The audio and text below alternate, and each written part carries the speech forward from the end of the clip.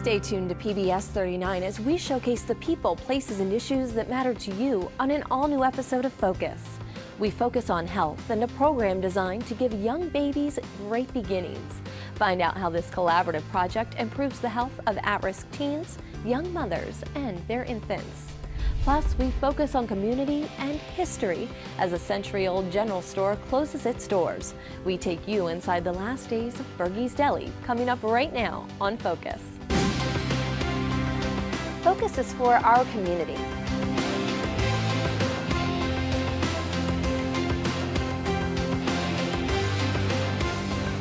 Focus showcases the people, the places, and the issues that matter to you. Focus on what matters. You never know what you're going to see when you tune into Focus. Support for Focus is provided by Univest, Banking, Insurance, Investments, Fellowship Community, Continuing Care with Spirit, and by viewers like you. Thank you.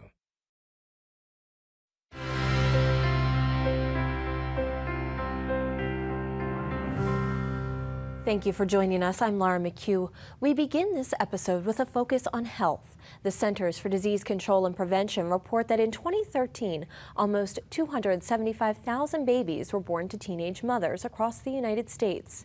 Here in our region, a new program brings together health, housing, and educational resources to make sure those infants and their mothers get the medical attention they need. Focus reporter Brittany Garzillo explains how it helps both at-risk teens, young parents, and their children. Brittany? Laura, the program referred to as the Ritchie Project is a collaborative effort between 5 community partners: DeSales University, the Dorothy Ryder Pool Healthcare Trust, Lehigh Valley Health Network, Marywood University, and Valley Youth House. Since January of 2015, it's helped promote healthy adolescents, moms, and babies, and cut down on emergency department visits. Take a look. As her infant son Jaden crawls across the floor, 20-year-old Chelsea Roth beams with pride. He grew up way too fast. I always look at his baby pictures and just can't believe that he's growing up so quick.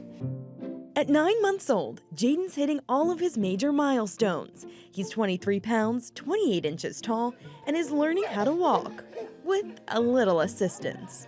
He follows me everywhere. He just likes to be right behind me. But I love him to death.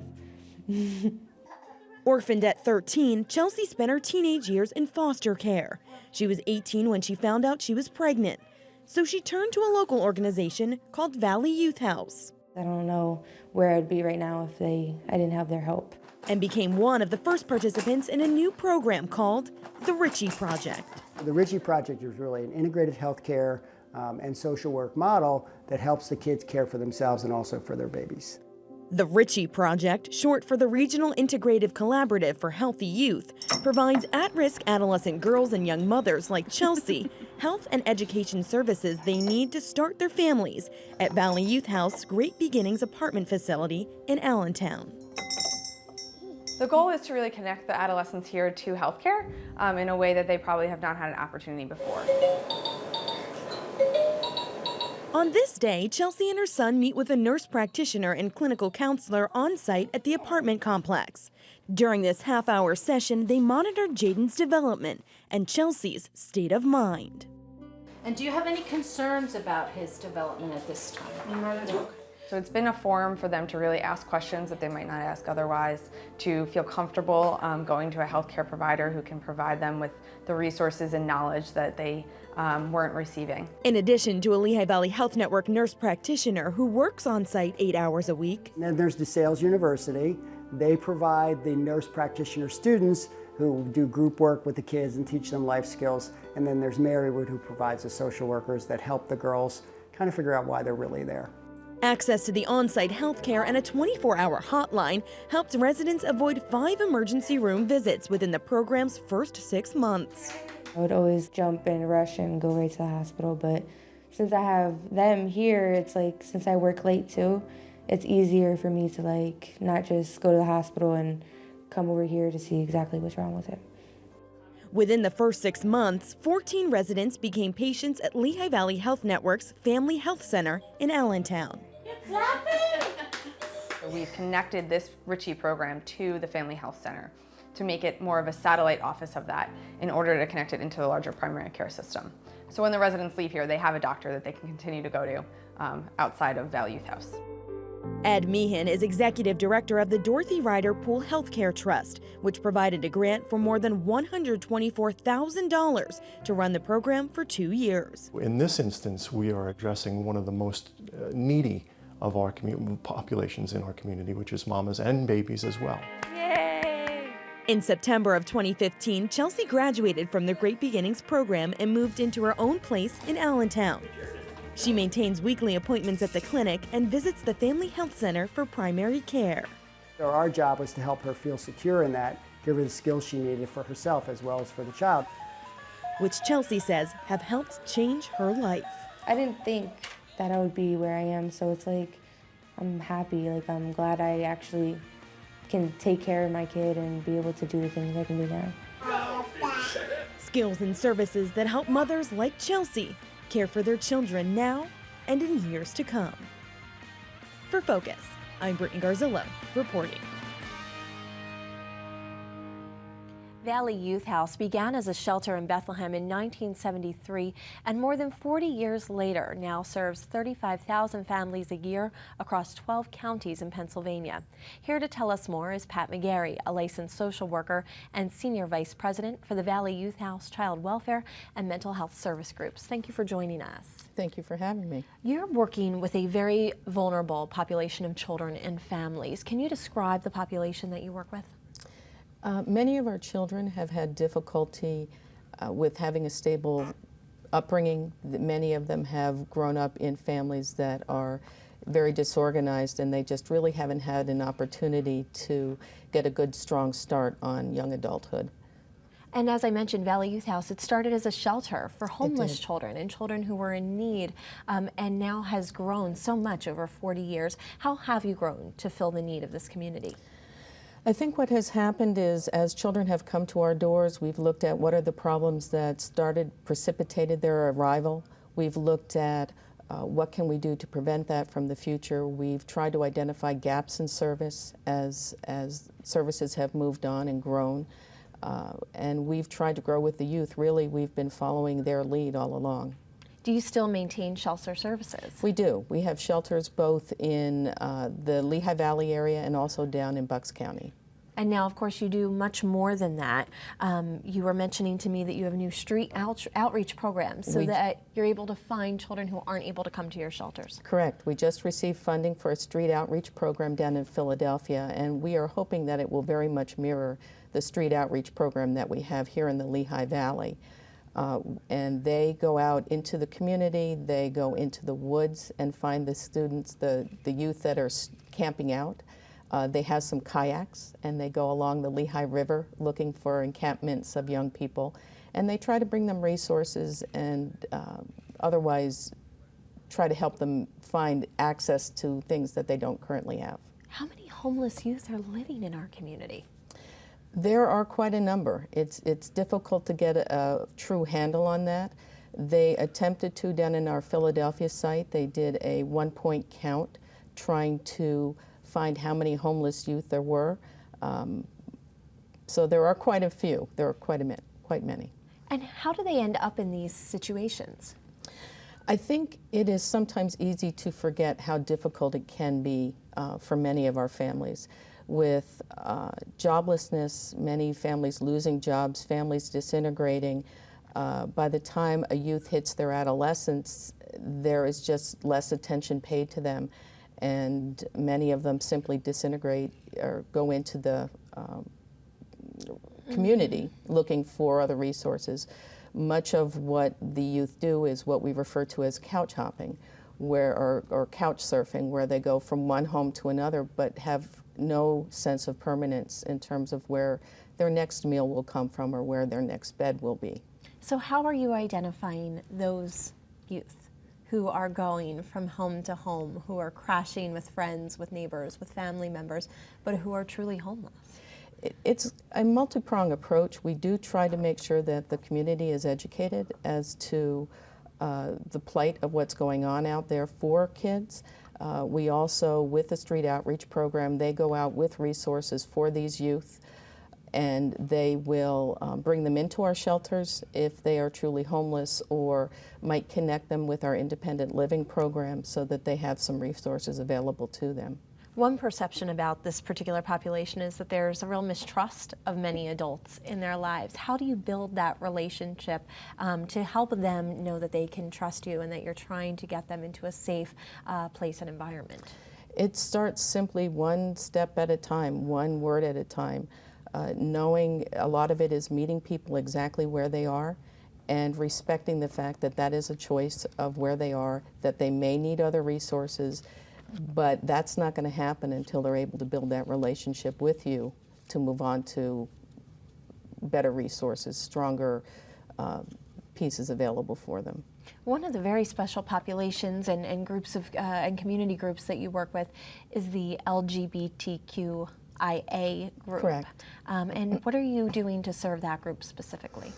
Right now in Philadelphia, we just kicked off a campaign called Couches Don't Count. And in that campaign, what we're trying to do is raise awareness to this population that many of their families perhaps are not open to what they're experiencing. And when they come out to their families, they are now homeless and they are couch surfing, looking for other places. So the Couches Don't Count campaign is looking to raise awareness of the community to these LGBTQIA youth that are living out amongst the community without stable housing. Pat, many of our viewers are probably watching and asking themselves, how can I help? What can they do to get involved? There are many opportunities to help. Currently, we are gearing up for our holiday gift campaign. And through the generosity of many of our donors in the past, we, last year, for instance, provided gifts to 800 youth who otherwise would not have received any kind of holiday gift. So if people are interested, they can go on the Valley Youth House website and look under events and look for holiday gift campaign. Pat, thank you so much for being with us today. Thank you for having me. We now turn the focus to community for one last look at an old-fashioned general store in Northampton County, which served as a local gathering place for folks in and around Hellertown. Grover? Thanks, Laura. Folks in rural communities and small towns once depended on the old general store for everything from milk and bread to clothing and hardware. Unlike today's big box wholesalers, the general store also served as an unofficial meeting place for townspeople to gather and shoot the breeze.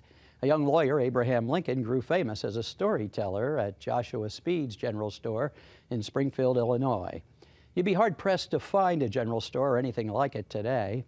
Luckily, we found one which had morphed into a small eatery and convenience store in the village of Wassergass in Lower Saucon Township. Bergie's Deli, once Bergstresser's general store, had held on, fighting the tide of history. But alas, it too closed down shortly after we captured it on video.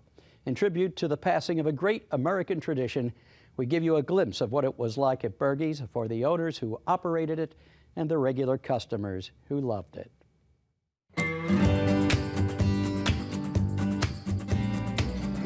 Just 3.5 miles from Main Street, Hellertown, on a country corner, at the intersection of Lower Saucon and Wassergass Roads, stands the old A.L. Bergstresser General Store, now called Bergie's Deli. The Civil War-era building hasn't changed very much in appearance since it opened as a general store in 1903. A little bit of throwback between the Twilight Zone and Mayberry. Bergie's may have more characters than either the Twilight Zone or Mayberry. When you're here, you tend to stay here for a while. I started coming here in 1955. First thing in the morning, through the week and on weekends, the breakfast crowd pours in. Hey, Mom, I'm home. And everybody gets along, and you can talk to anybody, and it's just like you're at home. Most of the people, when they come here, they sit here and they hang out. It's like a second home. You know what? If they don't show up, you worry about where are they. You don't need Facebook to find a friend at Bergie's, where people share the news of the day over a cup of joe. We had in here this morning my buddy Jim Schrantz, who had his Redskin jacket on. And he said, win or lose, I'm still a Redskin fan. He said, I'm not a bandwagon fan. At Bergey's, good food and good conversation go hand in hand.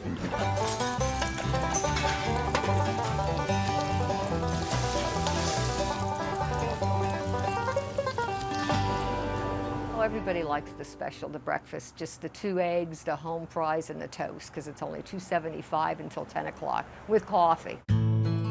Bill Bergey Bergstresser inherited the store from his grandfather Alfred and his father John, but Bergey also worked as a mailman, and by 2003 he found it tough to run the store, so he looked for someone to take over. A few gave it a try and failed, but 5 years ago Bergey offered the business to Charlotte O'Donnell. She now runs it with her son Ryan. I keep asking myself, what am I doing here now? Mr. Bergstresser was our mailman, and the store was up and running before. And I guess it just didn't work out for the other person. And he kept saying he wanted somebody to open the deli back up in the store. I thought, why not, give it a try. The O'Donnells kept the Bergey name and all the artifacts from Bergstresser's general store. Charlotte and her family make everyone feel at home. As for Bergey, well, he is literally at home. He still lives in the house which adjoins the deli. I lived here all my life. I do remember the floors when I ran around without shoes on the hardwood floor in the store. At 73, Bergey has a storehouse of memories. He recalls area farmers coming to the general store to buy feed, and Bethlehem steelworkers coming for work clothes. We sold bib overhauls for down in the beam yards, blanket-lined jackets, flannel shirts, long johns. Those days are gone. But Bergey's continues with the charm of an old general store, but with the amenities of a modern convenience store and deli. You get breakfast, you can have pancakes, French toast, omelets. For lunch, you can get steak sandwiches, hoagies, anything you really want. We always have rotating sandwiches for the sandwich of the week. Ryan makes his own signature hot sauces, from mild to 5 alarm. His new one, the Mommy, is one of the hottest. Now, some of them get a little hot, but the flavor is definitely there to back them up.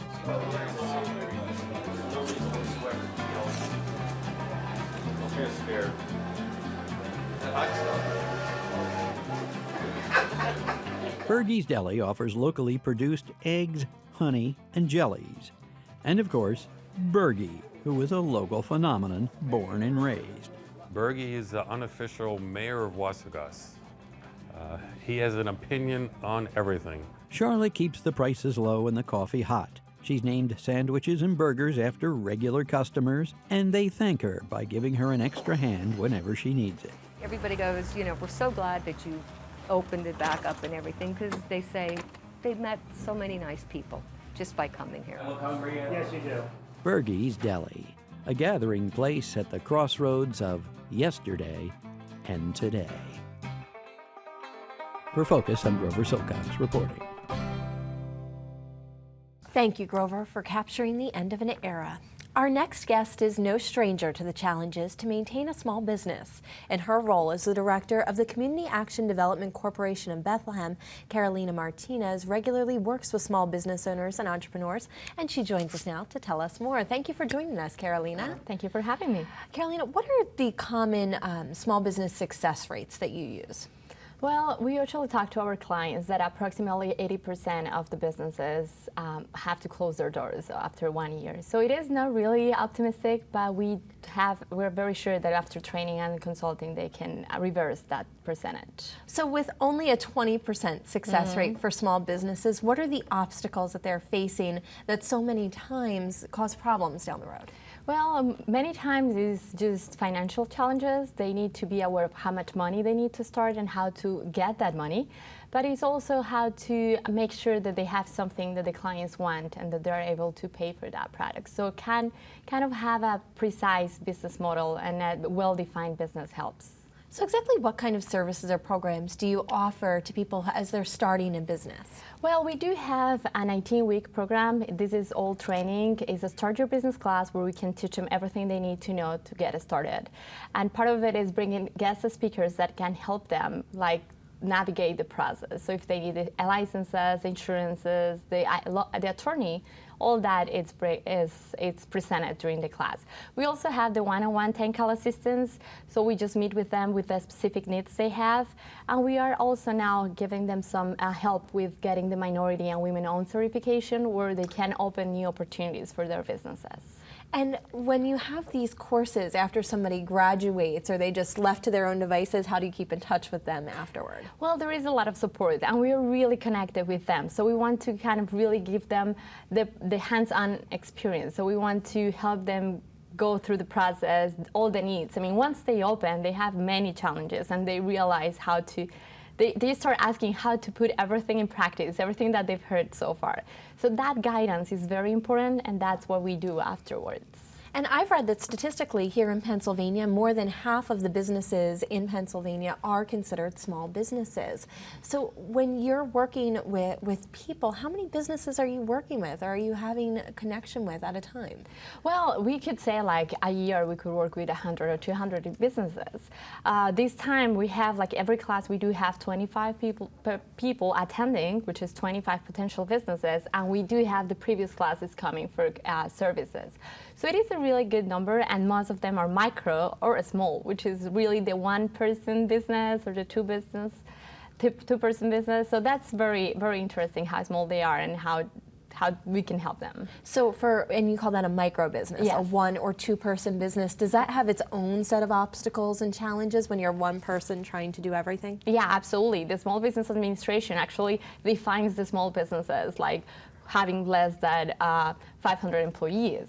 I mean, we are working with people that has 1 to 5 employees, and when they get to 2 employees, they're like very happy. So it is a whole set of challenges that we need to face with them. And for you, you're working specifically in the South Bethlehem community. What is the business climate like there for small business owners? Well, I think there is plenty of opportunities. We do have different organizations working with them. There is a lot of resources.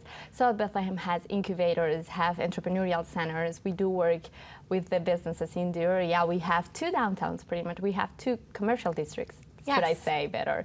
So the Forbes Blocks International and the other commercial district in 3rd and 4th with New Street. So there is plenty of businesses and opportunities, a lot of diversity that you could find whatever you need. So it is very interesting for them. It's a great opportunity to connect with other business owners and find a lot of resources to help them grow. And as we're wrapping up, Carolina, what's the one piece of advice or the best piece of advice you would offer to somebody who's considering starting a small business? Well, definitely that they're not alone. I mean, sometimes when they start their business, they feel like, oh my God, I'm overwhelmed. I don't know where to go. Who do I contact? Who do I call? So there are plenty of resources out there for them to help. And they need to be aware of that. So just don't focus on the problems. Just go out and try to find somebody to help you out. Please just have really clear what is your business and what are your clients willing to pay for. That's very important as well. So I think those 2 little tips would help a lot. Thank you so much, Carolina. Absolutely. Well, we'd love to hear your story ideas and encourage you to connect with us on social media. Tell us what you'd like us to cover by liking us on Facebook at PBS39 or on Twitter at PBS39 Channel. You may always find us at WLVT.org/focus or connect with Brittany, Grover, or me directly on Facebook or Twitter. But I don't have to connect with them on social media because they're joining me right now. Brittany and Grover, thank you for this week's story.